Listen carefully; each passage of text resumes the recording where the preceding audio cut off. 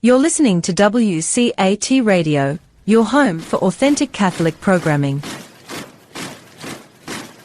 Hello, and welcome to another edition of St. Paul's Letters to America. My name is Gerard. I'm your host for this program. With me today again in studio is my co-host, Mr. Bob Hennekeys. Bob, welcome. Thank you very much, Ray. It's good to be here this morning. So this is the program that asks, hey, what if St. Paul were alive today and could write a letter to America? He wrote a lot of letters. A lot of people have read these letters over centuries and millennia. What if he could write another one? And what if it was addressed specifically to us in regard to our problems and the things that we're facing today? Well, we're going to give you just such a letter. And as we do, we always use this letter to look at some issue, some particular news item, some issue that is current and in front of us at the moment. And we look at it through the prism of St. Paul's letter. We look at it through the prism of the wisdom and the timeless truths that are contained in his letter, and ask the question, however we're dealing with a certain issue in our society today, are we doing it correctly? Are we in line with these timeless truths that St. Paul gave us so many years ago? So the issue that we're going to talk about today is actually one that's happening in San Francisco. Now, as you may or may not know, San Francisco, the county there, actually has the most restrictive provisions for the Catholic Church and other churches to hold religious ceremonies, to hold masses, to hold any kind of public gatherings. And they've been operating under these restrictions for a long time. The restrictions until very recently were you really couldn't have an indoor mass at all. And for an outdoor mass, you could have it as long as you didn't have any more than 12 people. 12 people outdoors. I think they had a few protests out there, Bob, that might have had a few more than 12 people. Maybe like 1,000 times that number. So anyways, in a couple of weeks ago, the mayor of the city of St. Louis eased the restrictions slightly, just a little bit. And you could have up to 12 people now indoors, as long as they were only the people there who had to live stream a mass. And outdoors, you could have, I think it was either 25 or up to 50 people outdoors, but that's it. Meanwhile, a lot of other places in San Francisco had a lot easier restrictions. Hair salons were open, nail salons were open, gymnasiums were open, hotels fully reopened, retail centers, retail stores could operate at 50% capacity. A lot of people had much easier restrictions than the Catholic Church and other churches did. And so the Archbishop in San Francisco said, this is enough. We cannot be silent anymore. So what did he decide to do? What would you do? The people, when they're upset with how things are going, they stage violent protests. The Archbishop decided to have a Eucharistic procession. And after that happened, there was a change. And we'll tell you all about it. But before we do, a letter from St. Paul. And it is this: work out your salvation with fear and trembling. For God is the one who, for his good purpose, works in you both to desire. Do everything without grumbling or questioning, that you may be blameless and innocent, children of God without blemish, in the midst of a crooked and perverse generation, among whom you shine like lights in the world, as you hold on to the word of life, so that my boast for the day of Christ may be that I did not run in vain or labor in vain. And St. Paul will not have lived in vain if we still listen to his message, if we take that letter and regard it as no less than simply a letter to Americans, a letter to us here in our country today. Because what he told those people, this one was actually written to the Philippians, so what he wrote to the people in Philippi 2,000 years ago is equally true for us today. Because it seems that these restrictions are based on fear. What else would describe this reaction? Why would people not want Why would people in government not want other people to be able to go to church and pray? Is it for the stated reason that they give, that it's for health reasons? Well, if it's for health reasons, it's to protect people from dying. Why don't they have the same restrictions for nail salons and retail stores and liquor stores and all kinds of other places? Why churches? There's something about churches that has to be treated differently. Why? Because they love the churches? Well, that doesn't exactly make sense. But so they're afraid of something. I mean, is it just animosity or hostility to churches? Well, that doesn't sound right either. So it seems like the real explanation, the answer that we're left with, is they're afraid. Why would they be afraid? And the message that St. Paul has is, don't be afraid of coronaviruses or this problem or that problem enough to keep you away from God. What you need to fear is being distant or separated from God, offending God, being judged by God. You have to operate with fear and trembling of God. And if you're afraid, even if the stated reason that the government officials give is true, that they're afraid that people will get sick, St. Paul's message to them would be, well, even if you're afraid of that, you should have fear of God. You should have, it's a healthy fear of God. Bob, can't fear of God be healthy? Can it not be something where, even though we know that he's loving and merciful, that as humans, we operate out of fear for our own good? Ray, what I think back as you're chatting here is that when I was young, I was fearful of my parents. I loved them very much. They gave me little reason to be fearful, but I was still fearful of my parents. And what that did was a wonderful thing. It allowed me, when they said something, to truly take that to heart and to believe it. Even if I didn't understand it, because of that fear that I had, I would not do what it was that they requested. And in an age, a very young age, that's really important, because you could hurt yourself and do damage to yourself completely not knowing what it is that's out there. And my parents, through a little bit of fear, allowed me to operate properly, to function. And as I grew in wisdom, less and less. Now, they didn't, again, I want to make sure, they did not make me trembling or fearful in any way. They were as good a parents as I can imagine. But they did have a certain sternness that came with them that caused me not to do foolish things and to protect myself and to do the right things. To me, quite often, parents and the children relationship is not real dissimilar to God in our relationship, in that he's not putting fear in us to make us tremble or to cause us to go a different direction. God, so that we can do what's right and learn to grow in wisdom and in love. And as we discern and as we have the ability and we get closer and closer to God, we love him more and more, and we can fear less and less. We can still fear that we're not going to go to heaven. We can still fear that we are going to upset him in some way, but that dwindles and love grows. And I think that's a very normal thing for us.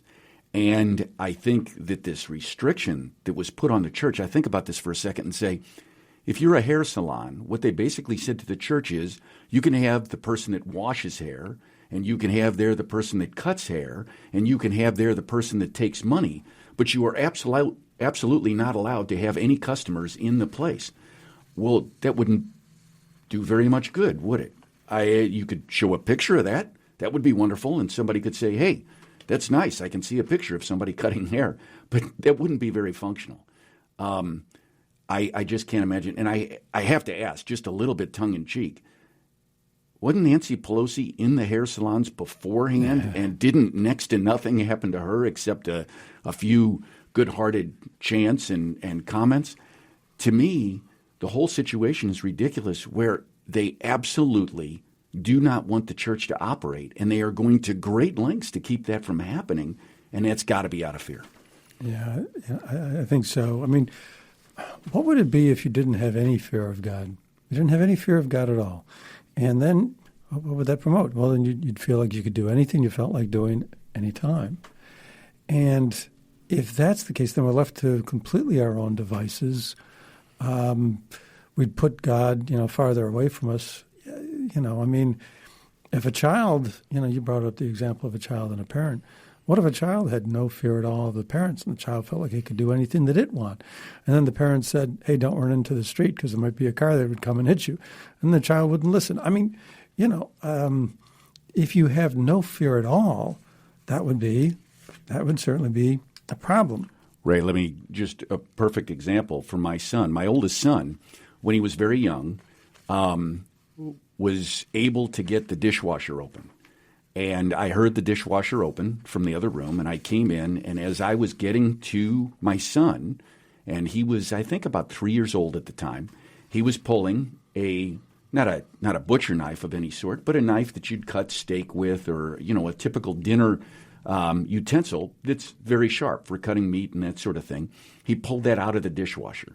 And as he pulled it out, I was able to reach to his hand and take it away. And he looked at me and he said, mine, Daddy, that's mine. And I took it away and said, no, you can hurt yourself. Do not take this out again. Do not touch this. And he said, mine, right? And I said, son, if you continue to do this, I'm going to have to give you a little swat on the backside to help you understand you may not have that knife. And he looked at me, and that was it. The knife was down, and we were done.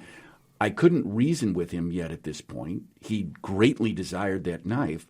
But when he understood that a minor swat on the backside would come with touching the knife, we were square up, and he knew what to do and what not to do. It wasn't very long after that, I think he was more like 4, where he understood that a knife could cut you, and we never had to have that conversation. He learned, right? And fear kept him from being hurt, and when he learned, I didn't have to use fear anymore. And I know our loving Father is a way better Father than me in every way, shape, or form. And he knows exactly when we need fear, and he knows exactly when we need love, and he is wonderfully giving of all of that. What you're talking about is a situation where the child was too young to understand the danger. He didn't understand the problem. You saw the problem. He didn't see the problem. You had a vision that had a wider perspective. He didn't. So with the coronavirus that's plaguing San Francisco and all the rest of our country, we don't see the problem. We don't understand. We don't comprehend the entirety of the problem. We don't have all the answers. We don't know how to fix it. We're left struggling. So what do you do if you're a child and you have this dangerous knife and you don't understand what it is or how to deal with or what? I mean, you understand. Suppose you don't understand what to do in response. You've got somebody telling you you've got something to worry about, but you don't understand what to do. I mean, what happens then? What happens then? Well, the Archbishop of San Francisco thinks you go to a higher authority. You go back to God. But the authorities in San Francisco, they don't seem to get that. They don't feel the need for to return to God. And they really, and they don't understand it. They really can't understand it because, as the Archbishop says, there is no science that says only one person should be allowed to pray in churches, such as the Cathedral of St. Mary of the Assumption, which seats 2,500 people. There's only one explanation for such a rule. A dislike of the Catholic Church. And obviously he's feeling that, they are being discriminated against. But we don't understand the problem, or if we do understand the problem, why the discrimination? There is no science that explains this. There is no science. So if your stated reason is we're going to protect people and we're going to be basing it on the science, but there's no science to back it up, you don't understand the problem, or you don't understand what you're doing. There's something that does not connect. So in any event, the Archbishop said we're going to have this Eucharistic procession. And so he announced this, I think, about a week earlier. There's going to be a Eucharistic procession. He named 3 churches in the city from which people would gather and lead a Eucharistic procession from each of these 3 places to the UN Plaza, the City Center Plaza. I guess the City Hall is located there as well. And from there, they would then, all three of the groups of people that had come in one Eucharistic, in three different Eucharistic processions, would all join into one Eucharistic procession led by the Archbishop, and they would trek uphill about 3/4 of a mile to the cathedral, where there would then be Mass. But because of the restrictions, there would be 18 outdoor Masses. That's right. The restriction was not 25. The restriction was up to 50 people outdoors. That was, I think, the change that happened mid-September. So there'd be 18 outdoor Masses that could handle up to 900 people. It's a little crazy. I think probably a little extenuated, but they're trying as best as possible to be respectful of civil authority. But the point was that they engaged a Eucharistic procession. They had the real presence of Christ marching through the streets. They said rosaries. They sung hymns. People said you could hear singing from 3 blocks away. And it's obviously not just for the people that are in the processions, but all the people that happen to notice this. It disrupted traffic. The policemen had to come and hold traffic up while the processions were going forward. And obviously there were people in buildings and on the streets and so forth that could see all this. It was an action of determination by the Archbishop to point up what this is really about. When you are closing the churches, you are preventing people from being able to connect or, connect in a real direct way with Christ in his real presence. And so, we're going to take that real presence into the streets, and just demonstrate what it is you're telling people they can't have. And why is it that civil authorities get to say, you can't have this? After months and months, I think the bishop finally determined, well, this was enough. So that's what they said they were going to do. To continue a little bit further about some of the bishop's reasonings, he said, quote, "The civil government has no right to dictate to the church whether or not it may allow worship or not." He says, "I've done my best to make the case that the Mass is safe, and the data show that, but it has been to no avail." And then he said, "We can't be silent any longer. We cannot simply stand by while our people are treated like this lack of compassion for their needs." He said they were enduring unjust treatment because the numbers are totally arbitrary. Why only 50 people outside? Why only 100 indoors? The state actually would allow up to 100 people indoors. It was the city that said no. If social distancing is maintained, why is there any limit at all? And that is, if the science says, hey, wear masks. You can go to stores, you can go on airplanes, but wear masks and stay 6 feet apart. Well, if that's the case, then, why only 50? Why not 100?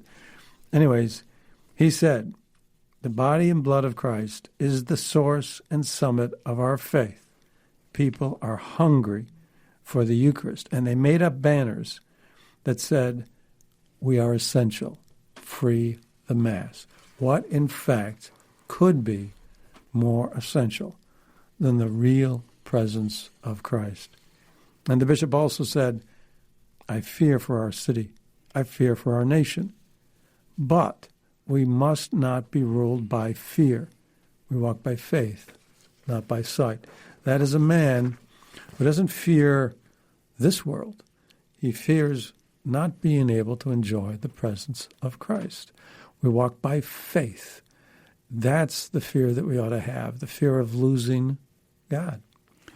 Ray, there's obviously, as you think about this with just a little logic, and I like to think as an engineer I've got a lot of logic, but if you think about this with a little logic, the number of people that could fit in that cathedral, perfectly spaced, right, with social distancing and whatnot, probably is on the order of hundreds, maybe 500, and they're only letting 50 people in. In the same space, in a retail outlet, they probably have those kind of numbers. So it is absolutely a direct attack on the church that they are not allowed to play by the same rules as a grocery store or any place else. There is no logic that fits that says it's different. And so it is an outright, blatant attack to hold that back. Now, why would you do that? Why would you attack a church as opposed to something else where the people in the church are saying, and this archbishop is saying, we love people. We don't want to hurt. We're not taking it out into the streets and beating people or throwing rocks or burning anything. We simply want to get together in love, right? How is it that that can be denied, but we can allow the protest where people are dying, where businesses are being burnt to the ground, where business owners are losing everything? We can allow that somehow, but we don't allow people to get together in church. It's complete dichotomy. Why is it you're not afraid of people throwing Molotov cocktails at police or, shopkeepers, being beat up when they're trying to protect their stores? Why is it you're not afraid of that, but you're afraid to let people go and pray to Christ? That does not make sense. These are peaceful people. The protests are often proclaimed to be peaceful protests. Why not peaceful religious observances? What could be more peaceful?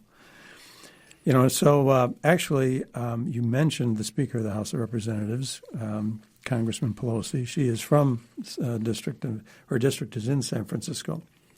And after the Archbishop announced plans to have this Eucharistic procession, she actually said that the Archbishop should follow science. She said, quote, "With all due respect to my Archbishop, I think we should follow science.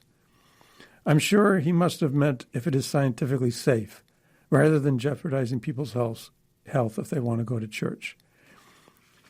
So following the science. So if the Eucharistic procession is being organized, because the restrictions are too onerous, because allowing only, 50 people at an outdoor mass and 12 people for a live stream indoor service, and only one person indoor to pray. So if you're going to have a mass, you can have 12 people who are there for the purpose of participating in a live stream.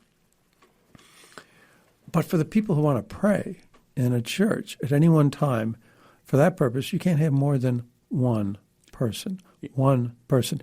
In a cathedral like St. Mary's, which can take up to 2,500 people. Why is the social distancing not 6 feet, but 600 feet?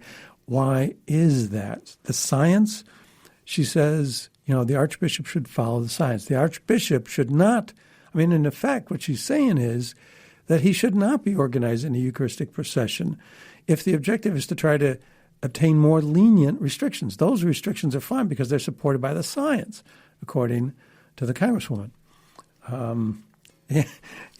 So the Archbishop actually had some different information. He actually referenced a letter that was signed by 3 doctors. One of them, clinical infectious disease researcher, U.S. Army Medical Research Institution of Infectious Diseases. Name is Thomas McGovern. Another one, Deacon Timothy Flanagan, Professor of Division of Infectious Disease, the Miriam and Rhode Island Hospitals. Another one, Paul Sislak, Infectious Disease Specialist with the Oregon Public Health Division of Communicable Disease and Immunization Programs. So these 3 specialists in this area all signed a letter which talked specifically about the protective measures being instituted at various churches around the country during Masses. Specifically, they referred to the fact that for 4 months, there have been 17,000 parishes around the country that have been conducting Masses with these safety precautions. And there have been in that time, at that number of parishes, over 1 million Masses. And they operate on the principle of masks, people wearing masks, people being separated by 6 feet within the church. And those are the primary protective measures. And over 1 million Masses and not one outbreak has been associated with those masses. So if the science is there that says you can't have more than 50 people outdoors, why can you have 1 million masses operating under different ground rules and not have a problem? As a matter of fact, they pointed to some evidence from the Archdiocese of Seattle, where there was a funeral mass, and they had 45 people in attendance. There was a household that was involved in that mass, and they didn't know, but the day after they tested positive for COVID-19. They were infected and were pre-symptomatic during the mass. Now, the funny thing about it is what the data seems to indicate, and there's a publication here that came out from the CDC, and it says for the 2 or 3 days that you become symptomatic, the 2 or 3 days before that, you are the most contagious. That's when you have the greatest viral load that you can transfer. I don't know how that works, but that's what they've reported. So here you've got a funeral mass, only 45 people there, but they maintained the 6 feet social distancing. They wore masks, and there was a household, so multiple people in this household, who had the day after tested positive. So they were contagious during that time. In fact, the most contagious you can be. Most contagious you can be. And they passed it on to nobody. There's a July 5th Mass with 94 people in attendance. Same story. A day later, one of these volunteers tested positive. There was a wedding on July 8th or July 11th, 200 attendees. Open windows, 8 of fans, obviously indoors. The following day, one of the attendees tested positive. July 12th, parish board meeting, 6 people in attendance. Somebody tested positively shortly thereafter. There are also some priests who anointed sick individuals in non-ventilated room during 5 to 15-minute visits. 2 days after these incidents, each of these 3 priests tested positive. So obviously during all these episodes, these people didn't know they were positive for COVID-19, weren't symptomatic. The day after, they get symptoms, they go get a test, they find out. In all of these cases, not one person was infected as a result of this.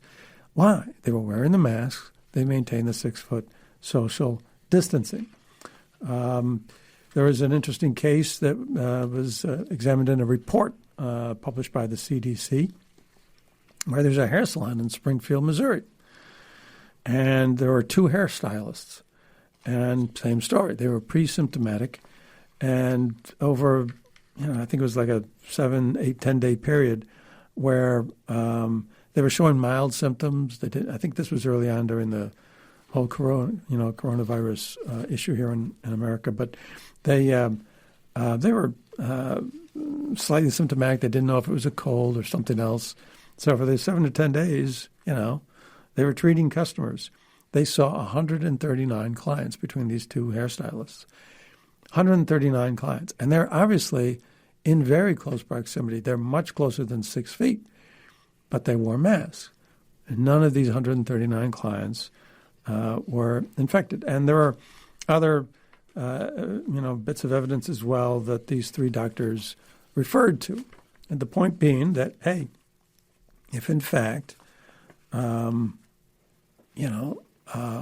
masks and the social distancing did not work, then you would expect to find in all of these cases at least somebody in the million masses that are being held out there, the hair salon with the 139 clients, et cetera, you'd expect to find problems. And if you're not finding the problems, then what that means is, the same rules that govern you when you go to the grocery store, hey, wear a mask and stay 6 feet apart, are actually good rules. And if that's true, then why not in churches? There's only one reason, Ray, and that is because they don't want somebody to be at church. This is all over. In schools, there are schools that are now operating and functioning. In fact, I'm a teacher at one of them, and functioning rather well by following the rules. The administration at St. Dominic High School is absolutely brilliant. They have done nothing but wonderful things to put things into place, and now we are in great shape and have been learning now for close to 2 months without any kind of major issue. Certainly students, teachers, administrators, all have come down with the coronavirus, right? But it has not spread through the school. Other schools are beginning to open. We're beginning to understand that if you play by the rules and do things the right way, you can not eliminate, but you can greatly minimize the chances and the opportunity for an outbreak. All of that said, the government understands that. So what are they doing? They're opening up stores. They're opening up salons. They're opening up all of that. But why pick on one particular group, especially a group of people that basically want to say to the world, we believe in order, we believe in authority of God, and we wish to do what's appropriate by our civil authority as well. And you have a group of people that basically want to follow these rules, will do what's required. And by the way, when I'm in church, it is amazing how wonderfully people do adapt and follow the rules. That is all the case. Why would we say you can't play by the same rules in a church as you can everywhere else, except you're afraid of them. You don't like them. You don't want it to happen. You want to take away their right to practice like a grocery store or anywhere else. So. It seems pretty clear that the church is being subjected to rules different from everybody else, and not really for any good reason. So, but nevertheless, that was the case. And as the Archbishop said, he made all these efforts to try to convince these people that, hey, let us have the same 6-foot mask, wearing kind of rules that you apply in other places. But as he said, to no avail. So what did he do? Well, you know what he did. He organized Eucharistic processions. Now, would that really do any good? You go marching around through the streets of the city, and you go carrying this, this golden, monstrance, and there's a little white wafer inside. Okay, big deal, right? I mean, if the people who think, you know what, it's really not a good idea to let these people go to church because we do have something to fear. A lot of people say, hey, all the major wars in the world throughout history caused by religious faith. You listen to Richard Dawkins talk. He addressed a group in Washington, D.C. on the Mall back in 2012. It was called, what was it? It was called the March for Reason or something like that. But it was some kind of an event organized around the benefits of using human reason. And he talked about, strangely enough, he felt compelled to talk about the Eucharist. And he said to those gathered, he said, when you meet a Catholic, just go up to them and ask, do you really believe God, the creator of the universe, is present in this simple little white wafer? And he said, a lot of times people will back away because it's like when you present them with that, they're like, well, okay, because they feel, they don't feel strong enough to your face tell you that, yeah, that's really what I believe. And you can probably get a lot of people to, back away and be defensive. He said, but if you run into somebody who actually says, no, yeah, I do believe, he said, mock them. Mock them. And Dawkins often has said, we do have something to fear from Catholics, or Catholics or people who believe in God, because they don't believe in reason. They're these, superstitious people. They're living in some fantasy world, not the real world, and it can only work for our detriment. And we need to get away from those people and organize things around what makes sense for us instead of, relying on these silly superstitious ideas of theirs. And so, if he's right, I'm marching through the city with this, big, golden thing. You've got this white wafer. It shouldn't make any difference at all. But what happened? Well, something did happen. The mayor was the one who became defensive. And he said, you know what? We are going to eliminate the city restrictions. We are not going to allow you to operate under the state restrictions. So whatever the state says is okay, that's fine. We're not going to impose any additional limitations of our own. And that means that they can now have up to 100 people indoors. So it doubled from 50 to 100. And it also means that the outdoor mass is not going to be limited to 50 people either. I'm not sure what the limit is, but, at least you're not going to have to have 18 masses with 50 people each. So now you can have up to 100 indoors. Well, the Archbishop said, how does that, did that just happen? How does that just happen? I mean, is that just a coincidence? Is that the only reason? Or in fact, when you're presented with God, does it make a difference? I mean, if God is truly present in the Eucharist, and he is, how can that not help but make a difference? It's just a coincidence that as soon as the Archbishop, after all his other efforts, decided to organize a Eucharistic procession, the mayor took away all of the city restrictions. They've been fighting it for months, couldn't get anywhere. Have the Eucharistic procession. The mayor says, I'm done. Just a coincidence. Yeah, Ray, the power of the Eucharist, if you truly believe, is just stunning to me. The fact that I can go up to the Eucharist, not feeling good about myself, not feeling good about where I'm at, not feeling good about a lot of things, and then receive communion, and the feeling of being whole, of being reunited with God, is just absolutely magnificent and stunning. To sit in adoration and to be struggling and to just look at the Eucharist and all of a sudden see God and understand, and the feeling that brings is stunning. And I guess to Mr. Dawkins' point, and I'm sure he would mock me because I would be one of those who would jump up and down and say, absolutely, what is it that you don't understand? Because if you're brilliant, you will understand that truly is God. God created the world from nothing, the universe from nothing. He made the universe. Do you not think he can put his presence in the Eucharist if he created the entire universe? What doesn't make sense about that? That'd be a fun conversation. I look forward to that someday.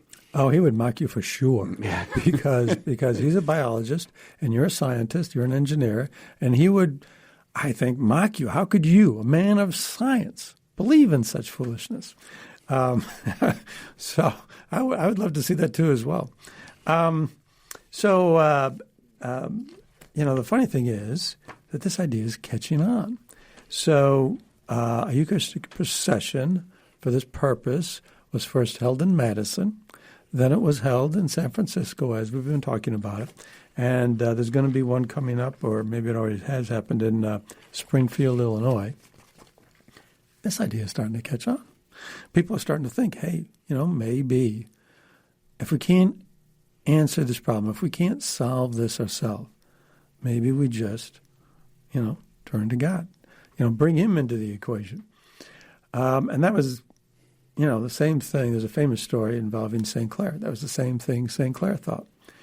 It seems that her convent in Assisi, Italy, that same Assisi of St. Francis of Assisi fame, a mountainous village. I was actually there once, and it's pretty mountainous. But anyways, it was in the year 1240, and her convent was attacked. Troops belonging to Frederick II, the Holy Roman Empire, were invading Assisi and were threatening to overrun the convent. The safety and the chastity of the nuns were very much threatened. They were beside themselves. These troops had pillaged and assaulted women in other places. Their reputation preceded them. The nuns were in abject fear. And, he said the women in the convent swooned in terror. There's a friar there, Tommaso de Solano, who wrote an account of the event, and he said that the women swooned in terror. Their voices were trembling with fear as they cried to their mother, St. Clare. She commanded them to lead her, sick as she was bedridden at the time, to the enemy, preceded by a silver and ivory case in which the body of the Saint of Saints was kept with great devotion. And prostrating herself before the Lord, she spoke tearfully to her Christ. She said, according to Tommaso de Solano, she said, quote, "Behold, My Lord, is it possible you want to deliver into the hands of pagans your defenseless handmaids, who I have taught out of love for you? I pray you, Lord, protect these your handmaids, whom I cannot now save by myself." Suddenly, a voice like that of a child resounded in her ears from the tabernacle. "I will always protect you," it said. So she then said, "If it is your wish, Lord, protect also this city, which is sustained by your love." Christ apparently told her, "You will have to undergo trials, but it will be defended by my protection." Then she told her sisters, she said, "I assure you, daughters, that you will suffer no evil, only have faith in Christ." She then decided she took the host that she had there in that silver and ivory case, and she went out before the invading troops, and they backed away. They backed away when they were presented with Christ himself. The troops turned away. Here you've got, I don't know how many well-armed men facing a group of nuns, and the only thing they had to protect them was a white wafer. And yet, that was all the power that was needed to turn away all those well-armed men. And so now we have the Archbishop of San Francisco saying something to the effect of, "Well, I guess if it worked for her." And there are so many other stories that attest to the fact that Christ is really, truly present in the Eucharist. I mean, I could give you more. But is it just really the case that, there is no real power there? Nothing really happens when you put yourself in the presence of Christ. There are stories where, churches are declining in attendance, and declining in fervor, declining in piety, and then they start instituting Eucharistic adoration. And there are many accounts of pastors of different parishes saying, this turned the life of my parish around. Is that just a coincidence too? There was a study, someone did a psychological study, trying to find out why riots happen. We've had a lot of riots recently in a lot of different cities, and in San Francisco and other places, they're allowed. But church services, obviously, you got to try to restrict those. But in these places where these peaceful protests or riots allowed, I mean, if you have people that originally organize, assembled, hopefully for a peaceful protest, have all those people, do some of them then, when things get a little riotous, do some of them participate? Well, there was a psychological study that was done on precisely that question. And here's what they found. The first person that, for example, throws a brick at a window or something, or does some kind of violent act in a group setting, that first person that has an effect on the second person, and it starts to magnify and magnify. So that by the time you get to the 100th person, and you ask that 100th person who's participating in the violence, why are you participating in the violence? That person will say, well, I don't really want to, but all these other people are doing it, so I'm going to do it too. And it confirmed, a suspicion that we have that that's in fact the kind of thing that goes on. The first person that throws the brick, he's angry, he's filled with, some kind of, emotional hostility, what have you. But when you get down to the 100th person, he doesn't want to do it, and he's just doing it to go along. It's a human psychological phenomenon. Well, if that's true, maybe we can work it in reverse. Maybe if we have Eucharistic processions in more cities around the country, maybe we'll get followers of that. Maybe if you see all these people who are not afraid to be mocked, who say, no, I do believe, they're singing, they're singing hymns to the Eucharist. They're praying the rosary. They're marching behind something that's being held up aloft by a priest or a bishop, and you're looking at that, what are you to make of that? That they're all just really, really incredibly stupid people? Or maybe they know something I don't know. And maybe we can get people to follow them. Just like when people follow the rioters, maybe we can get people to follow them. Maybe start our own movement. That's what the Archbishop of San Francisco decided to try to do. And as I say, it already produced some results. And, it just didn't produce results. It produced immediate results. Within days, the mayor changed completely. Ray, you've often, the Eucharist and the power of the Eucharist. Again, I feel it on a routine basis as I receive, which is a wonderful thing. You were telling me, if I remember correctly, about a nun who basically lived on the Eucharist. And if I remember right from what you were telling me, this woman actually received nothing but the Eucharist, and people doubted her.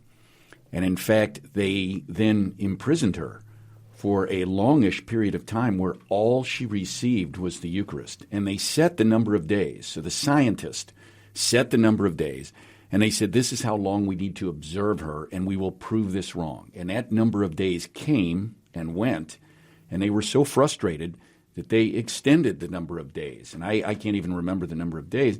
But what it did to me is it proved the power of the Eucharist. It was a wonderful story that you talked about. And the Eucharist is so powerful. And it is powerful if you truly believe in God, if you truly believe in His love. And an uprising of people that are not throwing bricks. They're not lighting Molotov cocktails. They're not shouting horrible things at people and trying to overthrow the government. They are simply saying who our God is and how much we love Him has to be unbelievably powerful, has to be a force. You are talking about Blessed Alexandrina Maria da Costa. She lived in Portugal, she started experiencing, the Passion, she lived on the Eucharist alone, according to the account of her and her family, for 13 years. She lived on the Eucharist alone for 13 years. Now, the incident you're talking about is where, word of her situation started to spread. And there were people who just simply didn't believe it. And there was a doctor at a hospital in the area. Now, at this time, Portugal was secular. Of course, Fatima occurred in Portugal around the same time simply because the government was very anti-religion. It was very secular. Anyways, there was this doctor at a certain hospital nearby, and he said, they should have challenged and put it to the bishop. Let me examine this woman. And I don't remember if the bishop asked her or not. I'm sure she consented if he did, but the bishop allowed it. So they put her into a hospital. And this doctor, at the beginning of this, told her, I'm going to prove you're a fraud. He was bound to determine. He was going to prove that this was all, just made up stuff. So they observed her for 30 days, 24/7. They didn't allow family or friends. She was watched. They took shifts. They had nurses. They had attendants. These people were all of a mindset similar to the doctor. They were going to prove that this was wrong. And so they watched her. Somebody was with her 24/7. Nobody could sneak her in any food. The doctor wouldn't allow it. He wanted to be sure. So for 30 days, no food, no drink, other than the Eucharist. Now, Mr. Scientist, that doesn't fly according to the laws of science. You would lose weight. Phenomenal amounts. You would lose a phenomenal amount of weight. Your blood pressure, would start to go up or fluctuate. I don't know what they are, but I remember reading all of the physical, anomalies that would start to occur and the things that you'd start to experience. And, of course, one of them would simply be, of course, mentally. You'd start to lose it. You mean deprived of food and so forth. None of that happened to her. Her weight stayed exactly the same. Her blood pressure was perfectly normal. She didn't have any temperature. None of the... You would starve. You cannot deprive a human body, of food and water without that person dying in, I think, 7 to 10 days. You would be dead. That's the reason why they did it for 30 days, because they figured, after 10 days, that's 3 times what you're going to need for a person to die. But you didn't die. And they couldn't believe it so much, they kept her in for another 10 days, which, interestingly enough, they kept her for a total of 40 days. The 40 days, Temptations of Christ, that kind of 40 days. But anyways, at the end, the doctor had no explanation for it and, admitted, that he was wrong. By the way, Ray, children at home, don't try this. Don't try to go with just the Eucharist for 40 days. But what it does show is how wonderful God is and what he can do and what is present in the Eucharist. And that was obviously a Eucharistic miracle. And using those Eucharistic miracles to begin to soften the heart of politicians that are acting like Hitler and Mussolini and others that want to control everything and decide without science what they want to do and who they want to control, to show them for the frauds that they are, to allow us to begin to gain back the ability to love and celebrate God in the way that we should. What a wonderful thing. Well, they just don't understand. I mean, they don't understand that it is really God present in the Eucharist. That woman received the Eucharist, and that was enough for her to live on for 40 days when she should have starved to death. There was something beyond the ordinary, something beyond the physical, something beyond the human that explains that. And that's because there is something supernatural about the Eucharist. And when you take that supernatural Eucharist and you show it reverence and adoration and show it in a procession for all to see, that does have an effect. Because let's use our human reason for a second. And the miracles that we talked about with St. Clare and Alexandrina Maria da Costa, there's more. There's hundreds more. There is something supernatural that explains these miracles involving the Eucharist. There is something supernatural about the Eucharist. It is the real presence. It is God is present with the Eucharist. And there, you've got all these people. If you take that Eucharist and you run it through the streets, there's got to be some kind of spillover effect. It's got to affect the people in some way. And that's what was proven in San Francisco because, as I say, within days, what they couldn't do for months, within days, they did. So that's a recent event that just happened in San Francisco. It's you're not going to hear about it on major news networks and things of that nature. It's too religious. It's too foolish. Major news organizations might get mocked if they ran that story, but you'll hear about it here, and you'll hear about it because, as always, we're talking about a letter from St. Paul, and this one is one where St. Paul says, "Hey, work out your salvation with fear and trembling. Fear God. Don't fear the coronavirus." When they're walking in the Eucharist in a procession through the streets of San Francisco, the Archbishop and everybody following him said, "Here is God. Do not close the doors of the church to God. If you decide to separate God from his people, that is something that you should be afraid of for the salvation of your souls." This is the most important thing to be afraid of. What else could be more important? Well, we hope this has been perhaps a little interesting, perhaps a little provocative. So we hope you've enjoyed it, and we hope you decide to join us again. Until then, we wish you God's best blessings, and I'm going to ask Bob again to do a final blessing for us. In the name of the Father, and of the Son, and the Holy Spirit. Amen. Heavenly Father, thank you for the opportunity to speak openly about you and to understand your love. You bring us love in so many ways. Some people just don't see that. You bring us the love of St. Paul with his brilliant writings that allow us still to this day, 2,000 years later, to gain insight and wisdom into who you are. Allow us to continue to look for that. Look past what we do with our eyes, with our senses, with our smell, and look to you, to the supernatural, to you, to understand how much love you have and what you are continually willing to do for every one of us. Thank you for the opportunity in San Francisco. Thank you for the Archbishop of San Francisco and the things that he is doing to try to bring us back to Mass. And allow us, each one of us, to continually think, what can we do to help you and to help others during this period of time of trouble and some evil in the world? Allow us to be that shining light, that passionate light that loves you with all our heart and can be seen by others, as this Eucharist was seen in the streets of San Francisco.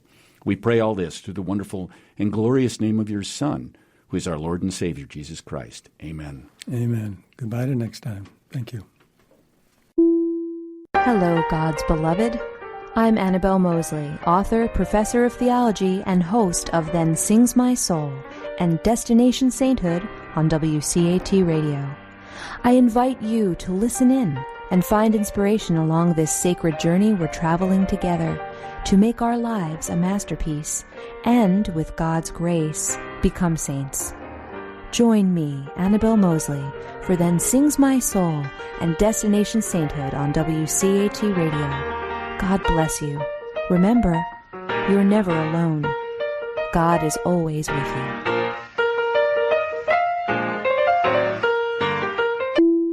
To a production of WCAT Radio, please join us in our mission of evangelization. And don't forget, love lifts up where knowledge takes flight.